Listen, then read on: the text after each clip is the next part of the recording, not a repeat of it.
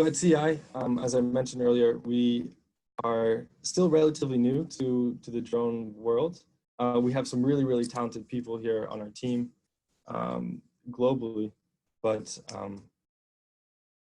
when it comes down to the operations part, a lot more goes into developing a drone project or program in a new country than just having kind of the drone technology expertise. So we're trying to create this organization internally, or this center, where we can aggregate all of the results that we have, create a data portal for our projects internally, and then also position ourselves to better work with people like in this webinar, you know, the front runners in this field of drones and conservation, to really help us up our game and to prepare us for the huge strides and advances that are coming in the drone world in the next coming years. So. To pick up on that, so what, sorry, I might have spaced out for a second. So what's your plan for, is it an internal, it's a capacity building for drones, right? Yeah. So what we're trying to do, right now, all of these projects are quite disjointed. Each one has its own funding source, and each one has its own kind of drone enthusiast that pushed it through into the project proposal. And what we're trying to do now is find a way to make this process a lot easier. So a lot of drones are definitely a buzzword at CI these days.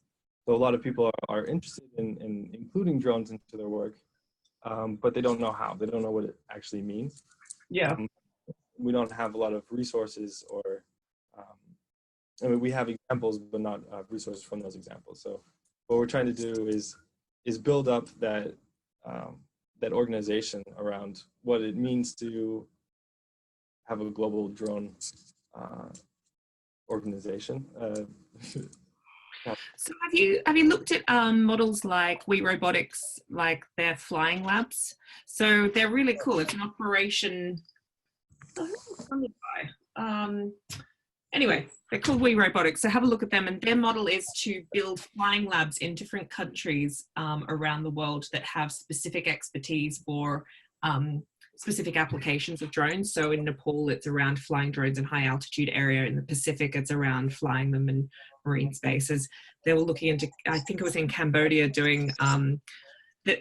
They came from a humanitarian space, but they're moving into the conservation space more. And I think in Cambodia, they were looking at monitoring seagrass and marine mammals and the like. So, and like in the Amazon, they were developing a lab that was around flying drones long distance for medical delivery. So they're quite interesting in that it's about developing local expertise that, and then doing sabbaticals and information exchange across the different labs. So it could be one you could leapfrog on. But I'm quite interested to hear, so it's, I mean, CI is massive. Do you have plans for it to be a resource that the broader conservation community can benefit from?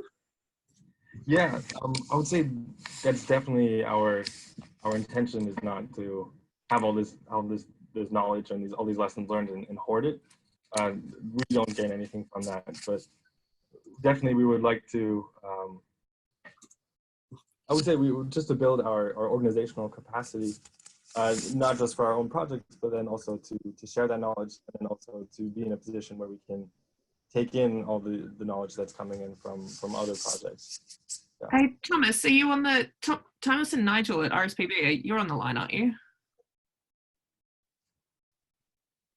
Yes, you are. Yeah, I'm here. Do you guys have experience for what you guys are, because you've been, so Thomas, the team at RSPB have been working, have been doing a lot of work around developing best practices around drones, specifically around GIS work, and have been a lot of that best practice work into Wild Labs and out to the broader community. Yeah. I wonder if you guys could speak to how you've been doing the organizational capacity building and like pulling in that sort of information. Yeah, good question. So, I mean, developed that internal best practice guidance document, which we then kind of shared with Wild Labs very, very organically. You know, we had people all over our reserves, all over the country, buying up drones, and they were just using them to essentially like happy snapping. And so we tried to realize the potential of mapping with drones using essentially Pix4D and other software like that. But yeah, you know, a couple of intranet stories goes a long way in your organization, saying, hey guys, if you're using drones, then we can help. So I guess it's like a honeypot.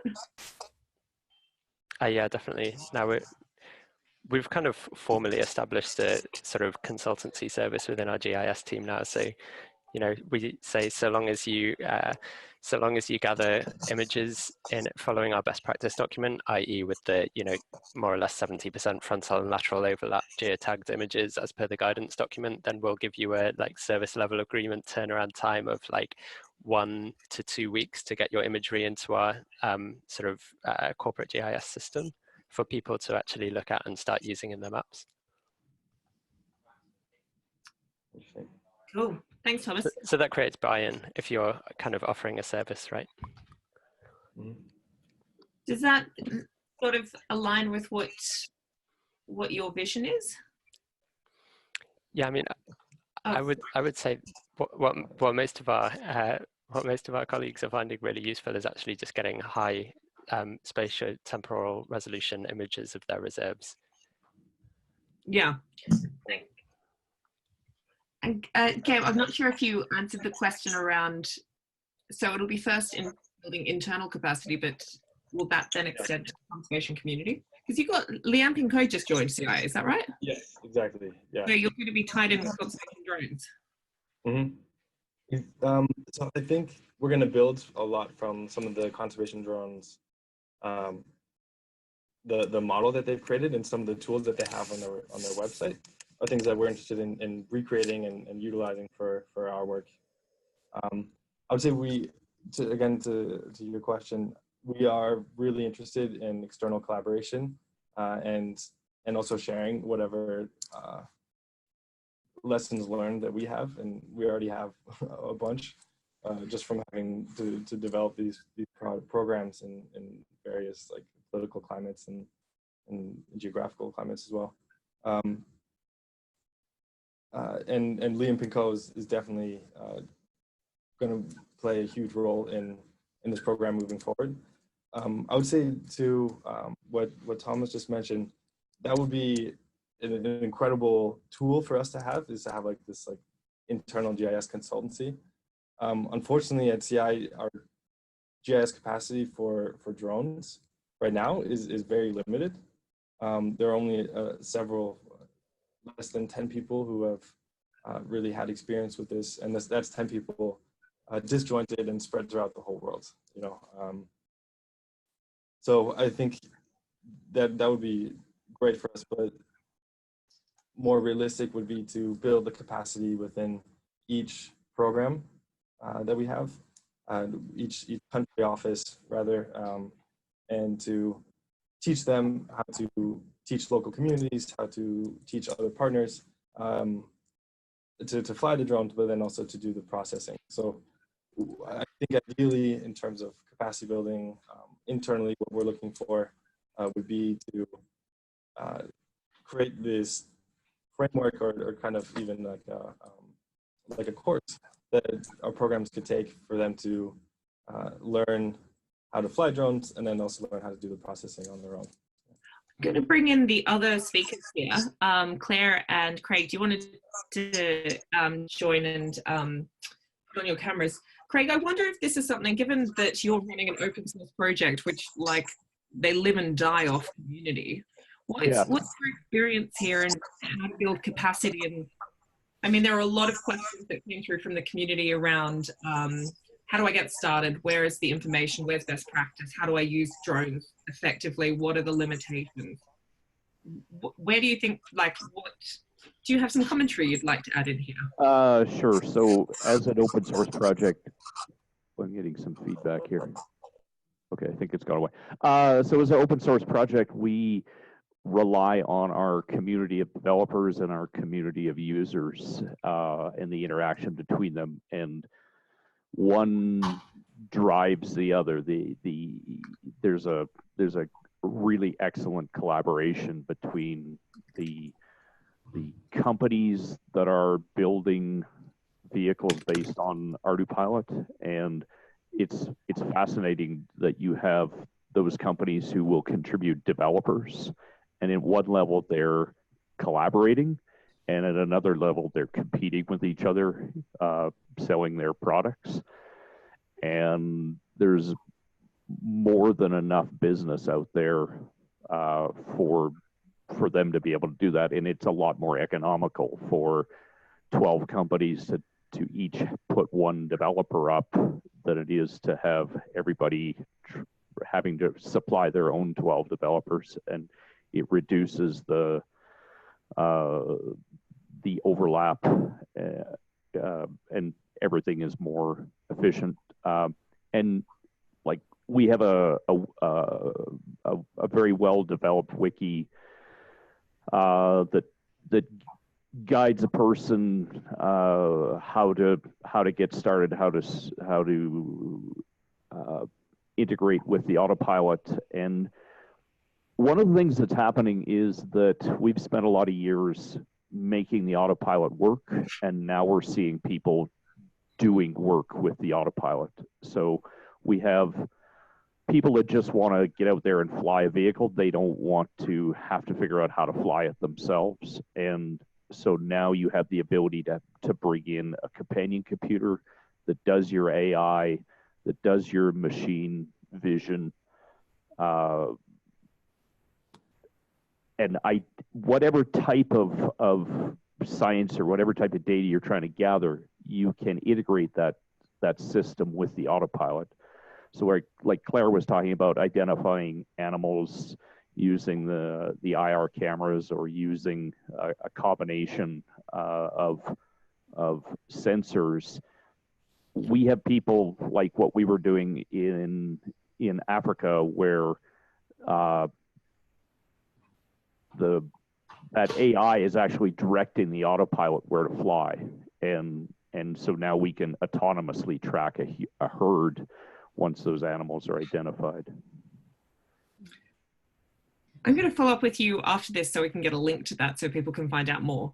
But Claire, I wonder if you wanted to jump in on the whole collaboration front, because it seemed to be one of the big needs for your project moving forward, is how people can help as well. So getting started with a drone can be a bit of a big job. In terms of the sensing, so I have a paper on getting started with thermal infrared cameras. There's one by, I think it's Karen Masters, on getting started with marine observing with drones. So there are resources out there for getting going with your drone. Again, yeah, deciding what platform you need and how to fly it and how to conduct your survey. All these are things that you need to think about if you want to make good use of the technology, and even just to figure out whether it's something you actually want to invest in, if it's the right thing to do for the type of monitoring you want. The thing that we find is, coming from me and my team with technical backgrounds, we're quite happy and able to help with people from non-techie backgrounds to get started. I think perhaps there may be some kind of forum, like something like this, where we could have how to get going with drone session, how to get going with thermal infrared, how to get going with photogrammetry, and how to interact with the local civil aviation authority to get permissions to fly the drone in the country that you're in, things like that. I think that might move forwards. Yeah, in terms of data sharing, me and my team, we want your data. If you have it, we are constructing a website where you can upload your own data, but it's not quite ready to share yet. As soon as it is, I'll tweet you it. I guess yeah, so okay, we're going to track down that paper that you just mentioned. Everyone, we'll get it and we'll put it in the notes. Don't worry. But a point Robin made was around, like, so you just mentioned you're building your own site for sharing data, but like the camera trapping community, I guess, is a little bit more mature than the drone community in terms of Like, it's been around a lot longer, and there's big projects like Wildlife Insights to facilitate data sharing. Do any of you know of something similar for conservation drones? I mean, I suspect Wildlife Insights might evolve to the point where drone imagery will be part of the part of the offering. But until then, is it?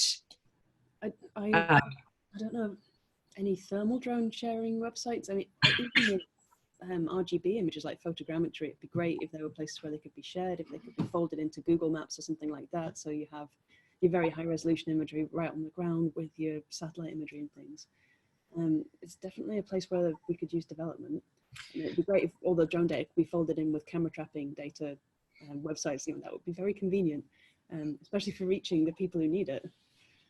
I mean, Gabe, maybe you can talk to it more because you're at CI. You're probably not involved in that project, but the vision is to have it as a multi. Okay, Thomas, do you want to jump in because you've got commentary here that is absolutely relevant? Hey, yeah, I just dropped a link in the comments, but I was just signposting to a platform called Open Aerial Map, which was established for this very purpose of as a repository for drone imagery. We put one of our surveys on there, but I'm hoping we can start putting all of our surveys on there. It puts it onto a nice global map that anyone can access. You can actually change the access permissions and make it possible for people to download geotiffs of your surveys and things like this. And you can directly then open that in the OpenStreetMap editor as well if you actually wanted to do some vector digitizing against your aerial survey. So definitely go check that out. Excellent. I had a question about, I'd like to dedicate, I think, the next few minutes around like where you think drones are at now and where they're going to be in the future. I think Blake had a really, oh, sorry, Chris Marsh, who might be on the call or not, but regardless, he asked, do you think we've reached the plateau of productivity for drones yet? You know, on the hype cycle of emerging technologies, or where do you think drones are at for conservation, and what do you think the future holds for drones? And I mean, I think that's hardware and processing as well. Nowhere near the plateau. I think that it's there's so much more to be done and so much more will be got out of it. But again, it's all on the data processing side, really. Can you elaborate on that? Like, do you think the hardware's at the point where it's fine, it's done? No, the hardware isn't perfect either. Again, my expertise is in the software stuff. I can see you shaking your head in the corner there. Yes, the hardware can be and will be improved. I think we're nowhere near the plateau with this yet. Where do you think, what's on the horizon for the machine learning side of things and the analytics? Beyond what we're doing. So I'm largely looking at animals that you can resolve, so you can see quite well from a drone. They're, you know, things that are bigger than a rabbit, essentially. With thermal infrared, but with machine learning, it's classifying everything, detecting everything. So this is down to the species of trees, spotting invasive things. I've got a project in development on detecting contamination from whether it be mining waste or pollutants in the environment, whatever. Folding all this together, and I'm imagining something like, you know, Google Earth with all of the information in it all the time, regularly updated, because you can do drone surveys so quickly at such high detail. But it's a little way off. Okay. Gabe, do you want to have a crack at that question? Yeah, sure. Well, I think I'll speak a little bit to the limitations to the hardware side that we've faced in our work. Yeah. So in a lot of times when we have to go out into the field, into a protected area, you know, we'll spend days hiking out, and one thing that's been a huge kind of hurdle for us is the battery life. Is just how long do the batteries last, and especially the battery life for the controllers. A lot of times it's hard to bring chargers for those or to bring backups. Another thing is just how long the drone can fly. The fact that you do need multiple batteries and backups can be really cumbersome if you're backpacking through the forest. You know, you don't want to have 12 batteries in your backpack because you already have to bring your food and your tent and whatnot. I would say in terms of hardware, that's a big thing. And of course, I think cameras will just keep getting better. You know, the quality and also the size and the range of cameras and their capabilities. So the spectral lenses that you can get access to will become much more accessible. Craig, do you want to comment on from your side? Yeah, there's a point that I often make on this topic, and that is that there's two challenges here. One is the ability to go out and collect good data, and the second is to be able to take that good data and make good information out of it. And from a software point of view, it's fairly well developed to take data and make information, but it's really hard to go out and gather good data. And that's what both Gabe and Claire talked about, is the hardware technology is still emerging, and the challenges of being able to work in an austere environment are significant, as you don't want to have to carry 12 batteries with you and 50 kilos of batteries and chargers and all that kind of stuff. So we are on the cusp, I would say, of having the right kind of cameras, the right kind of platforms, and the right kind of processing capability that you can put on board an aircraft. One of the limitations that we had with the animal tracking in doing that in real time is you take an image of the ground and try to do machine vision on that in real time. You're pretty limited to how fast you can fly the vehicle or how fast you can process that data. So we've been working with NVIDIA to use faster processors, point gray, to get better resolution on cameras. And we see the potential for a lot of things, but it's not quite there yet. But it is going in the right direction. Right. Tom, do you want to jump in? Tom, not Tom Starnes, Tom Quigley. Did I say your last name right? Yeah, that's right. So I think it's really interesting thinking about the problems, because they're all we can innovate on and start to look at the sort of the next generation of what drones and conservation look like together. And we've seen some cool prototypes for things that are trying to fix some of those challenges. There's been one that did in-air charging, where the drone flies into sort of a gated area, gets the charge on the wing, and then keeps flying out.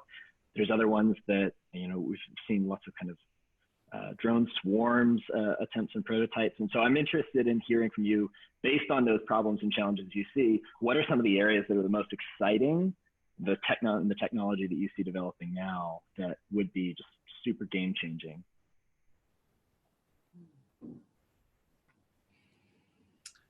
I think one of the areas is the emergence of the VTOL aircraft, and that's the combination of a fixed wing aircraft plus the multi-rotor.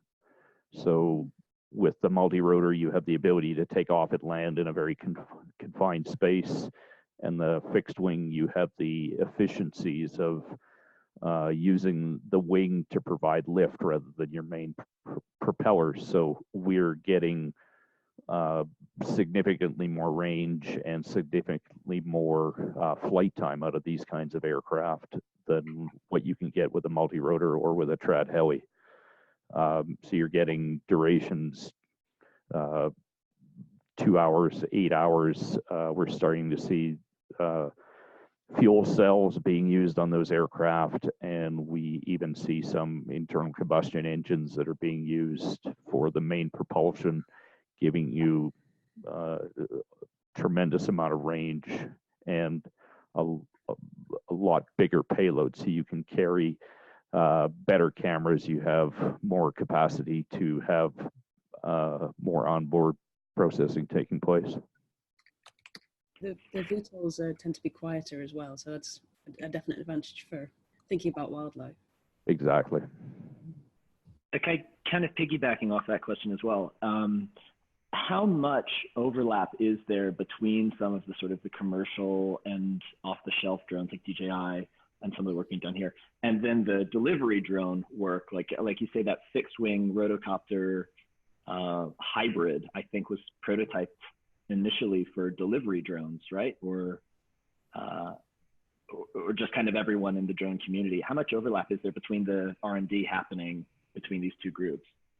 So I mentioned the partner program that we have with ArduPilot. We've got, I think it's 47 or 48 companies that are working with us. And that's everybody from Matternet to SpectreWorks and a ton of companies in between. Matternet is obviously one of the, and UPS are obviously one of the leading drone delivery people, same as Flirty. They're using our autopilot, and those companies are contributing back to the development of the autopilot. So it's their requirements that are driving the capabilities of the autopilot, and so that also gets, because we're open, everybody gets the benefit of those technology advances. And where we have one company like that might be advancing one part of it with now using GPS compasses, or we have somebody else that's doing very precise landing capabilities. At the end of the day, everybody benefits from that. Okay, I'm conscious we're hitting the end point. I would just like to invite final comments from each of our speakers. Claire, do you want to go first? Right, my main thing is to think before you fly. There's a lot of things you can do with drones, but if you expect it to work first time, you're always going to be disappointed. So really think about what it is you're doing, what it is you want to do. If you can, talk to somebody who has some experience in the area. That always helps, rather than just buying the first thing off the shelf. Yeah, that would be me. Fantastic advice. Gabe, do you want to go next? Yeah, sure. So definitely agree with what Claire said. Don't be a hero. Take your time setting everything up and making sure you did you followed all the safety precautions and whatnot. And then also, yeah, from the conservation side, I think drones pose a really, really powerful tool and are going to be really important for the future of conservation. And to the kind of the core of why we want to create our drone centers, this stuff is really important, that having this increased capacity for conservation really matters a lot. And yeah, the lessons that we learned are not meant to be kept for us. We were happy to share it with the rest of the conservation world and other important fields, and anything that you guys out there know about or think that might be helpful to us or want to work with us, feel free to reach out to us. And I'm sure my email address will be here somewhere. Yes, well, it'll definitely be, but also I think there's probably a very strong role that Wild Labs can play here in that building the bridge between what you're doing internally at CI, given CI is one of our core partners. I think there's probably a discussion we should have about linking our drones group and trying to provide that bridge between what you're doing and the broader community. And like, you've clearly got a lot of lessons learned already that we could probably benefit from, and vice versa. Yeah. So yeah, let's have a discussion about that. And Craig. Well, thank you for the invitation to speak here today.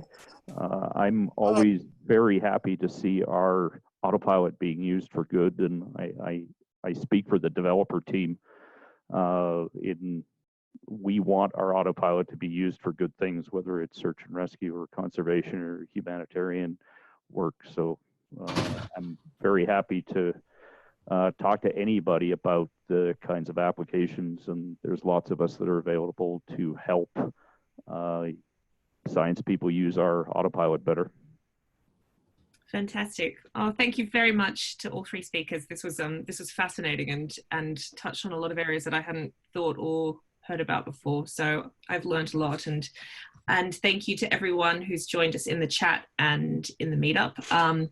I know there's a big discussion going on around the impact of drones on wildlife, and there's a discussion thread that we've dropped in there on Wild Labs that is a little old, but I think it's probably one we could revive, where where members have been sharing papers and information around both impacts and best practice around alleviating impacts for using drones on wildlife and in our conservation work. So I would say, I mean, continue the chat here if you would like, but also let's pull it over in there so that can live on for other people who are not necessarily in the group with us here today.